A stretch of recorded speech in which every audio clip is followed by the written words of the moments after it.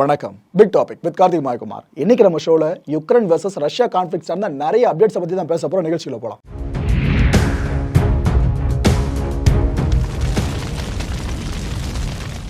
இப்போதைய நேரத்தில் சர்வதேச அரசியல் அப்படின்றது கணிக்க முடியாத ஒன்றா தான் போய்கிட்டு இருக்கு.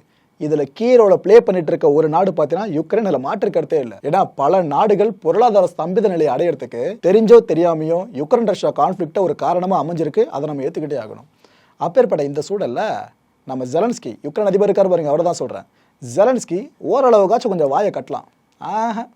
யார் என்ன வேணால் விமர்சனம் பண்ணுங்க, யார் என்ன வேணாலும் சொல்லுங்க, நான் பேசுவதை பேசிக்கொண்டு தான் இருப்பேன்னு திரும்பவும் ஆரம்பிச்சிருக்கார் ஜெலன்ஸ்கி. என்ன தெரியுமா சொல்லியிருக்காரு? இப்போது சமீபத்தில் ரஷ்யன் சோல்ஜர்ஸை பாம்பு தீவுலேருந்து விரட்டி அடிச்சுட்டு நாங்கள் யுக்ரைன் கொடியை ஆழமாக அங்கே நட்டுட்டோம். பாம்பு தீவு அப்படின்றது மட்டும் கிடையாது, யுக்ரைனில் இருக்க எல்லா பகுதிகள்லையும் நாங்கள் இழந்த எல்லா பகுதிகளையும் மீட்ட பிற்பாடு எங்களோட பகுதிகளாக வரும் பார்த்தீங்கன்னா எல்லாமே அந்த எல்லா பகுதிகள்லையும் யுக்ரைன் தேசிய கொடியை திரும்ப பறக்க விடணும், அதுதான் எங்களோட லட்சியம் அப்படின்னு சொன்னாருங்க. சரி, ஓகே, அதிபராக இருக்காரு, சொல்லிட்டு போயிடலாம், அதோடு நிறுத்திருக்கலாமே. இல்லையா? அதுக்கப்புறம் என்ன சொன்னார்? இந்த பாம்பு தீவு இருக்கு பாருங்க, ஸ்னேக் ஐலாண்டு. இந்த ஸ்னேக் ஐலாண்டில் யுக்ரைனோட கொடியை ஏற்றி வச்சது ரஷ்யாவுக்கான பகிரங்க எச்சரிக்கைன்னு சொல்லியிருக்காரு. இதுதான் சொல்கிறேன், வாயை கொடுத்து மாற்றுறவர்னு சொல்லிட்டு.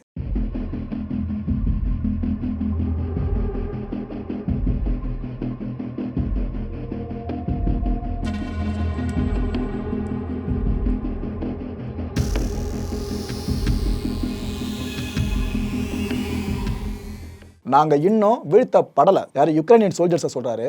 நாங்கள் இன்னும் வீழ்த்தப்படலை, செதறவும் இல்லை, நாங்கள் இன்னும் ஸ்டெடியாக தான் இருக்கோம், போர்க்காலத்தில் உங்களை வீழ்த்துறதுக்கு முயற்சி பண்ணிக்கிட்டே இருக்குன்றதோட வெளிப்பாடாக தான் இந்த தேசிய கொடியை, யுக்ரைன் தேசிய கொடியை ஸ்னேக் ஐலாண்டில் இவங்க நட்டு வச்சுருக்காங்களாம். இது மாதிரி வீர வசனத்தை உங்களோட எதிரி முன்னாடி நீங்கள் சொல்கிறீங்க அப்படின்னா, எதிரி உங்களோட பன்மடங்கு பலம் வாய்ந்தவனாக இருக்கான் அப்படின்னா என்ன நடக்கும் யோசிச்சு பாருங்கள், அதோட பின் விளைவுகள். இதை பற்றி நாமளே இந்த அளவு யோசிக்கிறோங்க. ஏன்னா இது வேறு அரசியல் சண்டையாக மட்டும் முடியல, யுக்ரைனில் இருக்கிற அப்பாவி பொதுமக்கள் உயிரிழந்துகிட்டு இருக்காங்க. அப்படி இருக்கிறப்ப நமக்கே அந்த தயக்கம் இருக்குது, இது போலாம் பேசக்கூடாதுன்னு. ஆனால் ஜெலன்ஸ்கி எனக்கு ரூல்ஸே கிடையாதுப்பா, இருந்தால் பிரேக் பண்ணுன்ற மாதிரி தான் பேசிக்கிட்டு இருக்காரு. சார், ரைட்டு, இவர் சொன்ன விஷயம்லாம் புட்டின் காதுகளுக்கு போச்சான்னு கேட்டிங்கன்னா போயிடுச்சுங்க. அவர் ரியாக்ட் பண்ணியிருக்காரு. ஆனால் ஜெலன்ஸ்கி மாதிரி புது அரசியல்வாதி மாதிரிலாம் அவர் பேசலாங்க. உளவாளியாக இருந்து அதுக்கப்புறம் அரசியலில் பழந்துன்னு கொட்டை போட்டு தான் அதிபர்ன்ற ஒரு இருக்கே பிடிச்சிருக்காப்புல புட்டின் அவர்கள். அதனால் அவர் பேச்சில் அவ்வளோ நிதானம் தெரியுது, அவ்வளோ கிளாரிட்டி தெரியுது. என்னடா புட்டின் அவருடைய தூக்கி பேசுகிறேன் அப்படின்னு நினைக்காதீங்க. அவரோட ஸ்டேட்மெண்ட்டை பற்றி நான் சொல்கிறேன், அப்புறம் நீங்கள் சொல்லுங்கள் யாரோட பேச்சில் அனுபவம் இருக்குன்னு சொல்லிட்டு. இவரோட ஸ்டேட்மெண்ட் ஆரம்பத்தில் அவரோட மெச்சூரிட்டியை காட்ட ஆரம்பிச்சிட்டாருங்க. ஏன்னா எடுத்ததும் அந்த பாம்பு தீவை பற்றி நம்ம ஜெலன்ஸ்கி பேசி ரஷ்யாவை கொஞ்சம் சீண்டி விட்டுருந்தார்ல, அதுக்கு பதில் சொல்லலை புட்டின். ஒரு சில விஷயங்களை மேலே சொல்லிவிட்டு அதுக்கப்புறம் கிளைமேக்ஸில் தான் அவரோட எச்சரிக்கை சார்ந்த விஷயம் இருக்குது பாருங்க, அதுக்கு பதில் கொடுத்தாப்புல. ஸோ ஃபுல்லாக பார்த்தலாமா புட்டின் என்ன சொன்னார்னு? கடைசி யுக்ரைனியர் இருக்கிற வரைக்கும் சண்டை போட்டுக்கிட்டே இருக்கணும் அப்படின்றது தான் இந்த மேற்குலக நாடுகள் இருக்கு பாருங்க, அதோட பிரதான முடிவாக இருந்துகிட்டு இருக்குன்னு சொல்கிறாரு. புரியுதா? அதான் ரஷ்யா எப்படியாவது இந்த குறிப்பிட்ட ஸ்பெஷல் மிலிட்டரி ஆப்ரேஷனில் வீழ்த்தப்பட்டுறணும். இதனால் யுக்ரைனில் வாழ்ந்துக்கிட்டு இருக்க பொதுமக்களில் கடைசி நபரோட உயிரை வரைக்கும் பணைய வைக்கிறதுக்கு மேற்குலக நாடுகள் தயாராக இருக்குன்றது தான் அவர் சொல்லியிருக்காரு. இது ஆக்சுவலாக யுக்ரைன் பொதுமக்களுக்கு தான் மிக ஆபத்தான ஒரு விஷயம்னு சொல்கிறாருங்க. கண்டிப்பாக இப்போ இந்த கான்ஃப்ளிக்ட் இன்னும் பல நாட்கள் நடந்துகிட்டே இருந்துச்சுன்னா யுக்ரைன் மக்கள் எஞ்சி இருக்கிறவங்களும் வெளிநாடுகளுக்கு அகதிகளாக போயிடுவாங்க. அப்படி இல்லைப்பா, இந்த கான்ஃப்ளிக்ட் உடனடியாக முடியுது, யுக்ரைனுக்கு சாதகமாக முடியுது அப்படின்னா இந்த பொதுமக்கள் எல்லாருமே படையினராக மாறி ரஷ்யா எதிர்த்து போரிட்டு இருக்கணும், அதில் அவங்க ஜெயிச்சிருக்கணும். அப்படின்னு தான் மட்டும் சாத்தியம். ஸோ ரெண்டுத்தில் எது நடந்தாலும் பொதுமக்களுக்கு தான் பிரச்சனை. அதை தான் புட்டின் அவர்கள் இப்படி சொல்லியிருக்காரு. ரஷ்யாவை தோற்கடிக்க இந்த மேற்குலக நாடுகள் கங்கணம் கட்டி அலைஞ்சிக்கிட்டு இருக்கல, நினச்சிக்கிட்டு இருக்கல, அவ்வளோ ஆசை இருந்தால் போர்க்களம் எப்போவுமே தயாராக இருக்குது, தயவு செஞ்சு கிளம்பி வாங்க, எங்கள் கூட எதிர்த்து சண்டை போடுங்க மேற்குலக நாடுகள், நாங்கள் தயாராக இருக்கோன்னு ஓப்பனாக தக்லைஃப் காமிச்சிருக்காருங்க புட்டின் அவர்கள். இதெல்லாம் அவரே சொன்ன வார்த்தைகள். உங்கள் முயற்சியை நான் பாராட்டுறேன்னு சொல்கிறாரு. அதாவது மேற்குலக நாடுகள்லாம் ரஷ்யாவை வீழ்த்தணும்னு சொல்லிட்டு போர்க்களம் வரைக்கும் வந்துட்டீங்க அப்படின்னா உங்களை நானே என்கரேஜ் பண்ணுறேன், பாராட்டுறேன் அப்படின்றாரு. இது எல்லாம் சொல்லி முடிச்ச பிற்பாடு தான் கடைசி அந்த லைனை சொல்கிறாப்புல. பாம்பு தீவில் கொடி ஏற்றினதை பற்றி இந்த ஜெலன்ஸ்கி சொல்லிட்டு இருக்காரு. உண்மை என்னன்னா, இவங்க கொடியை ஏற்றினாங்க, அது உண்மைதான். ஆனால் ஏற்றின உடனே ரஷ்ய போர் விமானங்கள் பாம்பு தீவு மேலே பறந்து அப்போவே பதிலடி கொடுத்தாச்சு. அங்கே அந்த கொடியை சுற்றி இருந்த யுக்ரைன் ஆக்கிரமிப்பை அப்பயே நாங்கள் கிளியர் பண்ணிட்டுமே அப்படின்றாருங்க. அதாவது ஜெலன்ஸ்கி என்னென்ன பேசினார் ஆவாசா. ஆனால் புட்டினை பார்த்தீங்களா, சிம்பிளாக சொல்லிட்டாரு, நீ ஏத்தனை அடுத்த நிமிஷம் முடிச்சு விட்டு போயாச்சு, இப்போ அப்புறம் பேசிட்டு இருக்கேன்ட்டு. இதுதான் உளவாளி அதிபராகிறதுக்கும் ஒரு நகைச்சுவை நடிகர் அதிபராகிறதுக்கும் இருக்கிற வித்தியாசம். Canadian defence minister Anita Anand இருக்காங்களே, இவங்க இப்போ ஒரு மிகப்பெரிய அறிவிப்பை வெளியிட்டிருக்காங்க. ஆனால் இது இன்னும் ஒரு சில நாட்களுக்குள்ளேயே எக்ஸிக்யூட் பண்ணக்கூடிய அளவுக்கு இருக்க அறிவிப்பு கிடையாதுங்க.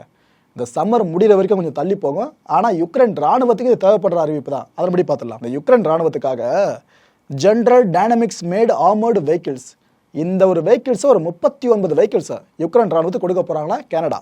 இதை இவங்க அறிவிச்சிருக்காங்க. இது ஆக்சுவலாக உடனடியாக இவங்க இடமாற்ற ஆரம்பிச்சிட்டாங்கன்னா யுக்ரைன் ராணுவத்துக்கு சந்தோஷம் தான். ஆனால் இல்லை, சம்மர் முடிஞ்ச பிற்பாடு தான் இந்த குறிப்பிட்ட புதிய பேக்கேஜ் அப்படின்றது அவங்களை நாடி போகணும்னு சொல்கிறாங்க. அது வரைக்கும் இந்த குறிப்பிட்ட கான்ஃப்ளிக்ட் போகணும், யுக்ரைன் வீரர்கள் மிஞ்சி இருக்கணும். அப்படிலாம் இருந்தால் மட்டும்தான் இந்த அனுப்புறான 39 வெஹிக்கிள்ஸ் இதை பயன்படுத்த அங்கே ஆள் இருக்கும். யுக்ரைனுக்காக உதவிக்கரம் நீட்டுறதுக்கு இந்த உலக நாடுகளில் பெரும்பாலான நாடுகள் தயாராக தான் இருந்துகிட்டு இருக்கு. நீங்கள் அரசில் இருக்கவங்கள விட்டுருங்க, பொதுமக்களை நினச்சி பாருங்க, அவங்களும் பல பேர் உதவி பண்ணுறாங்க. இந்த யுக்ரைன் அதிபர் விளாடிமிர் ஜெலன்ஸ்கி அவர்கள் சமீபத்தில் ஒரு வெப்சைட்டை லான்ச் பண்ணியிருந்தார். இது போல் யுக்ரைன் ராணுவத்துக்கு நிறைய போர் விமானங்கள் தேவைப்படுது, ஆயுதங்கள் தேவைப்படுது, இதெல்லாம் வாங்குறதுக்கு காசு வேணும். இந்த உலகத்தில் எந்த மொழியில் வசிச்சுட்டு இருக்க மக்களாக இருந்தாலும் சரி, நீங்கள் எங்களை தயவு செஞ்சு உதவி பண்ண நினச்சா காசு போட்டு விடுங்கண்ணா, நாங்கள் வாங்கிக்கிறோம் அப்படின்ற ஒரு வெப்சைட்டை லான்ச் பண்ணி அவரே அதில் தோன்றி பேசியிருந்தார். காணொலி அப்படி தான் வெளியிட்டிருந்தார். அந்த அளவுக்கு போச்சு. இப்படி யுக்ரைனுக்காக அந்த சொந்த நாட்டில் இருக்கிறவங்க முயற்சி பண்ணிட்டு இருக்க மாதிரியே பல நாடுகளும் முயற்சி பண்ணிக்கிட்டு தான் இருக்குது. அதில் ஒன்று தான் லிதுவேனியா. லிதுவேனியா என்ன பண்ணாங்க, சமீபத்தில் இந்த ஆயுதங்களை வாங்குறதுக்கு அரசுக்கிட்ட பெருசாக பணத்தை எதிர்பார்க்க வேணாம்னு சொல்லிட்டு அங்கே இருக்க ஒரு டிவி சேனலை பிடிச்சிருக்காங்க. அங்கே இருக்கிற உள்ளூரில் இருக்க வாலண்டியர்ஸ் அந்த டிவி சேனல் மூலமாக க்ரௌட் ஃபண்டிங்க்கு அவங்க அரேஞ்ச் பண்ணியிருக்காங்க. க்ரௌட் ஃபண்டிங்னா ஒன்றும் இல்லைங்க, பொதுமக்கள் அவங்க பாக்கெட்டில் இருந்து விருப்பப்படுற தொகையை எடுத்து கொடுக்கலாம். பொதுமக்கள் ஓகேவா, முழுக்க முழுக்க இது போல கொடுக்கறது மட்டும் தான் இருக்கும். இந்த பணம் அதுக்கப்புறம் டபுளாக இவங்க பாக்கெட்டு திருப்பி வரலாம், எதுக்கு கேரண்டி கிடையாது. ஓகேவா, ஸோ ஒன்ஸ் கொடுத்து தான் அதுக்கப்புறம் நம்ம பெனிஃபிட்ல எதிர்பார்க்க முடியாது. அப்பேற்பட்ட க்ரௌட் ஃபண்டிங்கை அந்த டிவி சேனல் மூலமாக முன்னெடுத்தாங்க. பணம் சேர்ந்துச்சிங்க. எவ்வளோ தெரியுமா, 6 மில்லியன் யூரோ செலவு சேர்ந்துருக்கு. இது யாருமே எதிர்பார்க்கல.